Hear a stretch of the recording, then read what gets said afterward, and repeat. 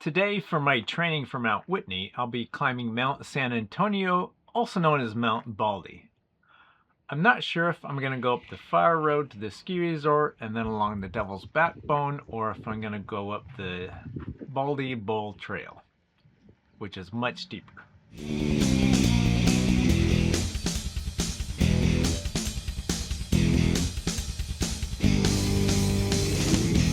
Alright, just started on this trail. Saved in this section here. Let's see how it goes.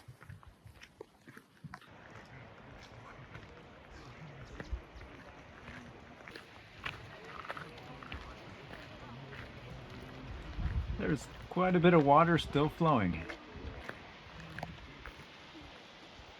It's beautiful, but I need to start climbing.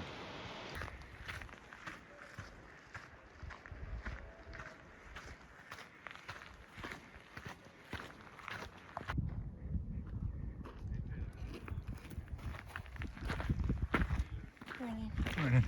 Parking lot's that way? Yeah. This is the start of the Baldy Bowl Trail. It looks pretty nasty.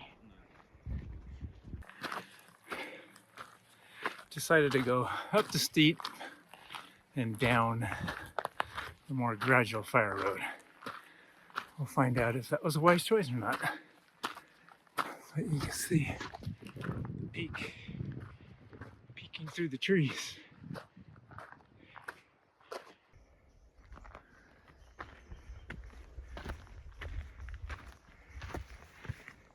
So I've already climbed over a quarter with the elevation gain, and just this little bit, trying to keep my heart rate down. A little higher than I want it. So I'm just trying to get a nice consistent pace.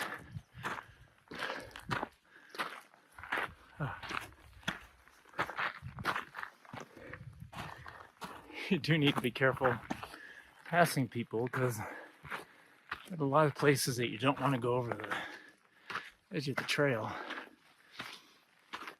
And it is a pretty busy day up here. I have a lot of hikers, so I'm having to pass a lot of people. I'll switch back here.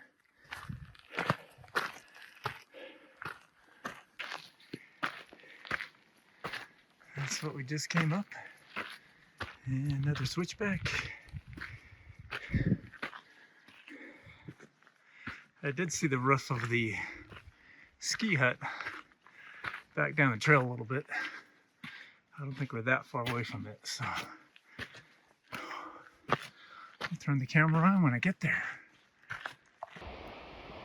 Ski hut, I think it's right around there.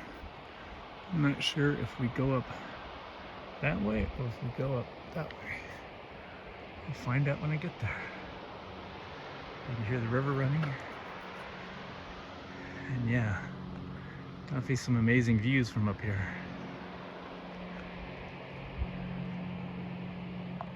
So I got off trail, ended up coming up this one. You can see the trail is right over there. It was right down that gully there. I went down, I should have gone up. But I was looking to see if I could see a trail cutting across, and I couldn't from down below. But right up here, there's a sign. And I bet you it says, don't go that way. So, this isn't the trail. That was the trail. But I'm going up that trail. When hiking in the backcountry, take a notice about how worn out the trail is. If suddenly it doesn't look like that many people have been going on it, then you probably got on a fork somewhere. So either backtrack a little bit or look ahead, and you might be able to see where the fork that you're on will join up with the proper trail.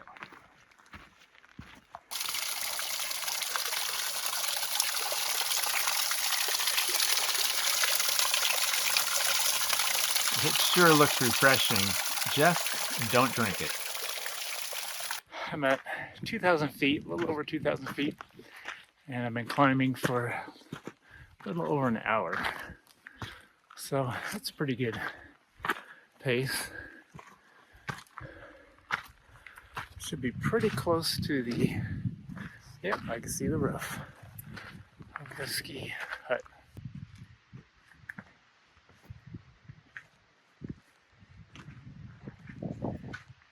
Somewhere up there is the summit.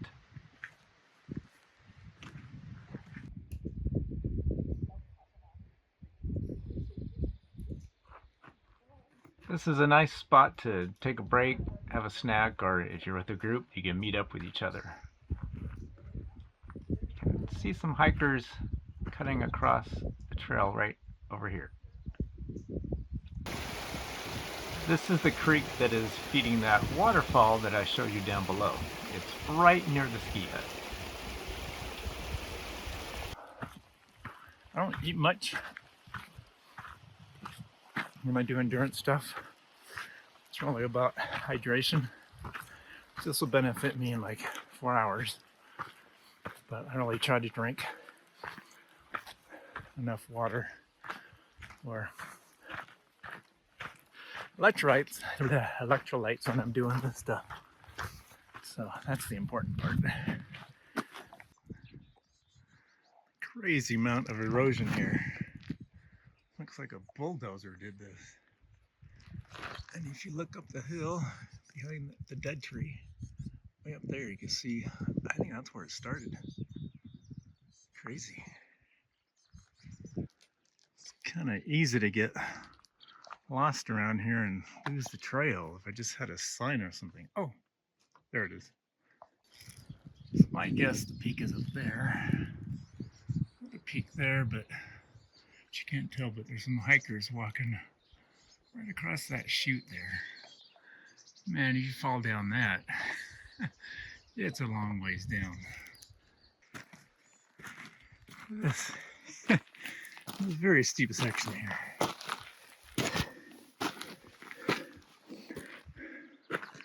And there's a bunch of different switchbacks all over the place.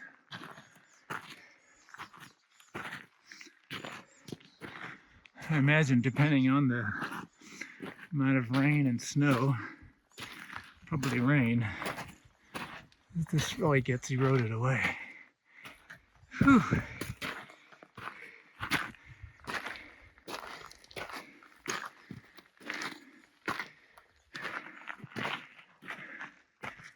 Yeah.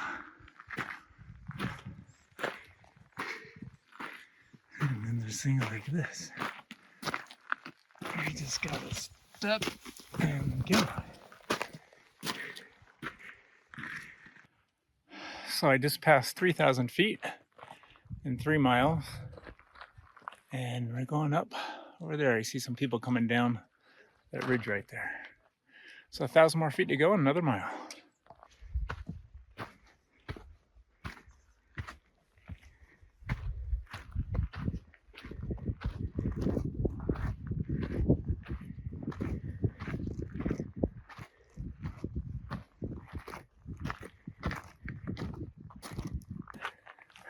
Just came up that, and there's a bunch of just trails kind of crisscrossing back and forth. And now I need to go up that. Definitely tough. Man, that last section was a doozy. It was steep. Definitely have my heart rate up, which I think is a sign of the elevation because I'm not really breathing too heavily. My legs are doing okay, just, and you can try to control that heart rate. Looks like it's getting a little bit flatter.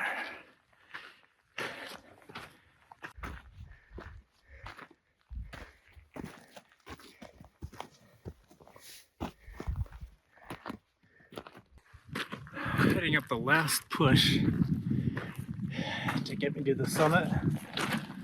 300 more feet of elevation gain. It's just steep. Climbing 1,000 feet per mile. That's steep. Wow, amazing views. see you at the top. We are just about to the bald section of Baldy. Still in the tree line here. Still about to break through. Just right up there. I think there's no more trees. And then the summit is just right over that post. See the post? That means you're almost there.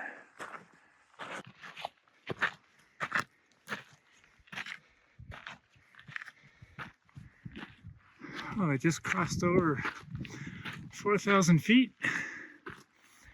And here is the post.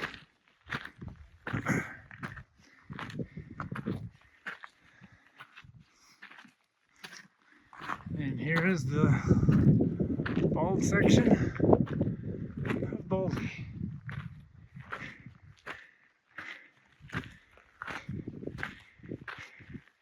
And I see people, so we must be at the top. So it's been actually almost 40 years since I've been up here. I've only done this one other time that I can remember, and that was in the late 80s. And I didn't know that trail existed until yesterday, when I thought I'd figure out how to get up here. When I did the last time, I came up the fire road the whole way and then along the Devil's Backbone, I think it's called. So here we are at the top, summit of Baldy.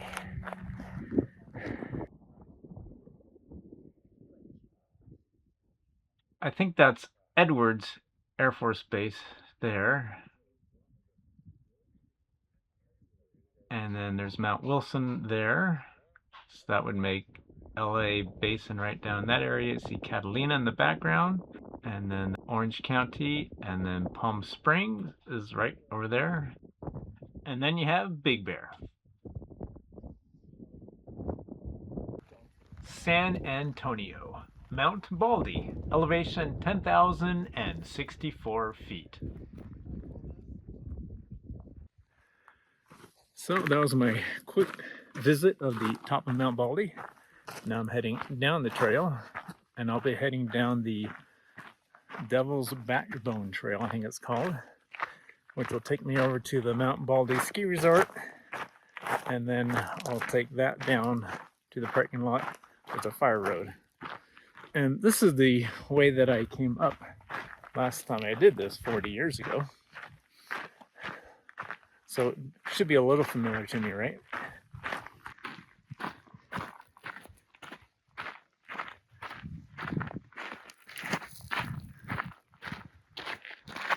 This is why it's called Baldy.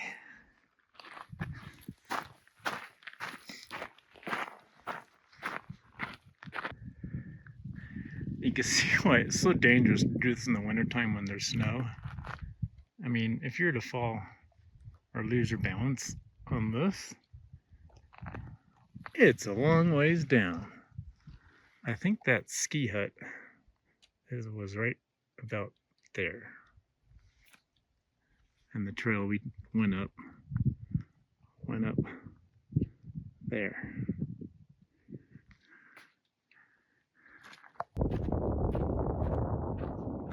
So after I talked about slipping on this in the wintertime, I actually lost balance twice. My boot slipped out from underneath me within about 10 feet of each other. So be careful on this stuff. I'm amazed how many people I'm seeing up here just wearing tennis shoes.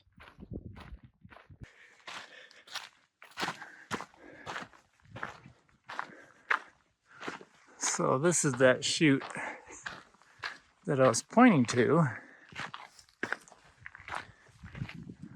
on the other side over there. And this is the chute that you were able to see that I said you don't want to fall down this. You probably shouldn't video while you're doing it either.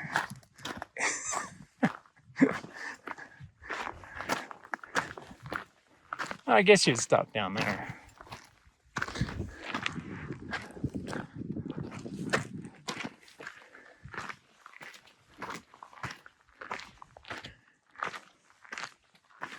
You can see the other trail going across right down over there.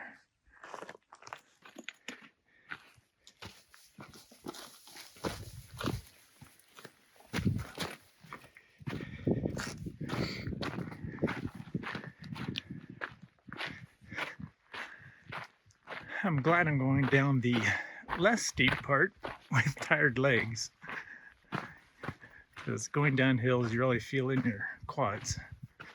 And these little step-ups kind of murdered on the calves.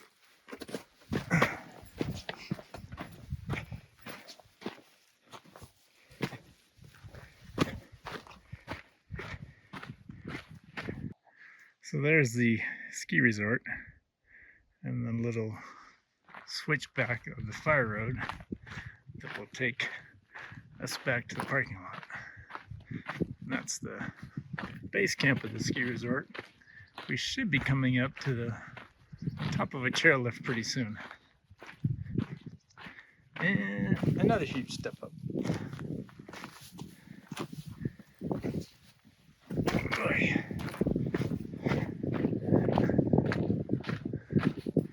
That's looks like a nice view spot.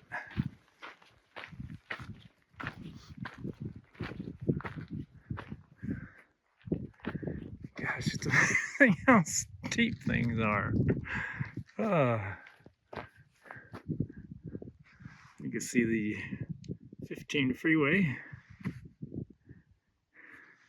And now it'd be Apple Valley, El Mirage dry lake bed, and steep drop-offs on both sides. With a nice big route to trip over.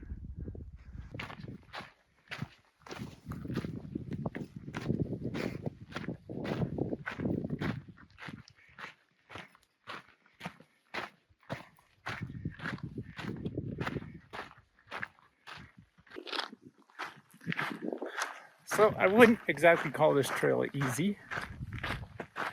The second right past there was a bit sketchy. So it's not a fire road the whole way up.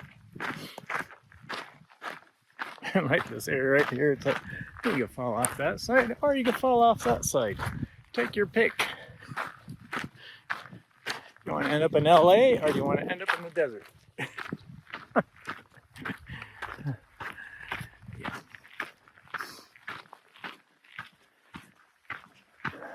Okay, I think we're getting close to a chairlift.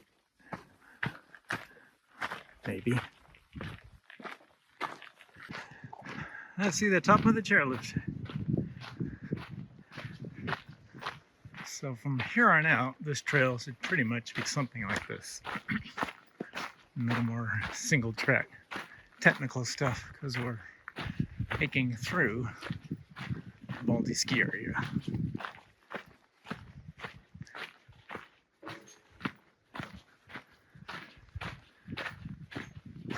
But it looks like you can still go off the drop-off if you prefer.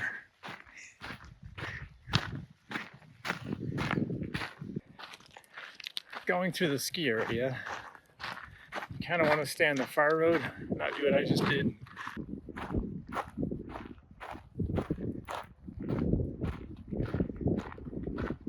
And it kind of zigzags down through this area.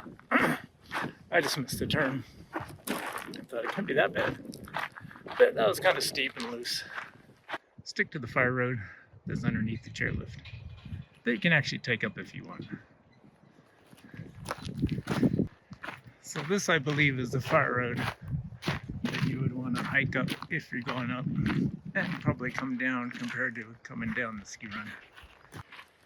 So somewhere around here, I was up here skiing with my family when I was probably 10 or 11-ish.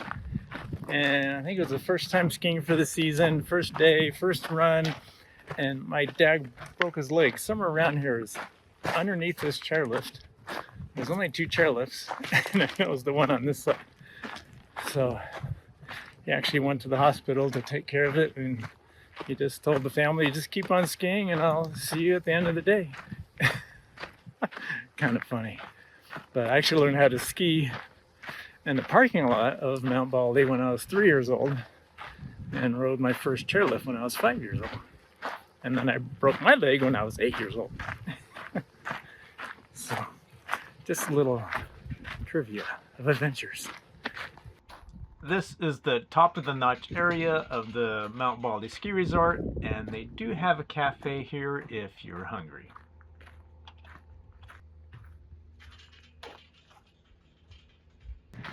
And here's the fire road.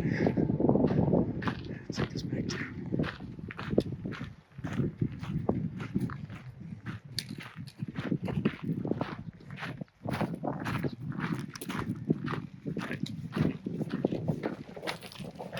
This is the top of the fire road that we started on when I left the parking lot. The loop was about 10 miles and I climbed a little over 4,000 feet, and it took around 5 hours. So this was a great training exercise for my Mount Whitney goal. Be sure to subscribe to Brewventures and hit that like button for me, and I'll see you on the trail.